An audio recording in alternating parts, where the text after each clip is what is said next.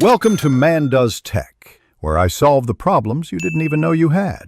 You start by making sure the essentials are ready. Charge the Ztfit watch above 50% and power it on so pairing won't fail mid-process. Once done, update your iPhone and enable Bluetooth, Wi-Fi, and location because the app needs those permissions to find the device. Next, install and open the Ztfit app on your iPhone.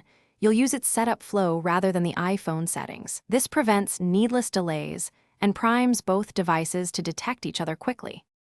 You now carry out the detailed pairing steps inside Ztfit. Tap Add Device and pick the precise model that matches the label on your watch because mismatches cause failures. Make sure to grant Bluetooth, notifications, and location permissions. The app requests these for real-time sync and alerts. Then follow the pairing prompt.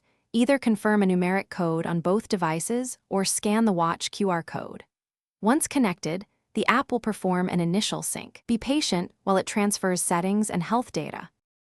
You finish by customizing notifications, watch faces, and health sync frequency so the device behaves as you expect. Do this in the Ztfit app because it writes settings directly to the watch. Make sure activity and heart rate are updating and enable background app refresh to keep data current.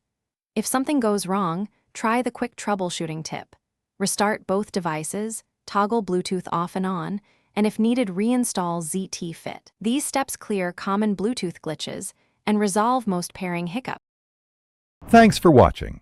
If you found this helpful, don't forget to like and subscribe.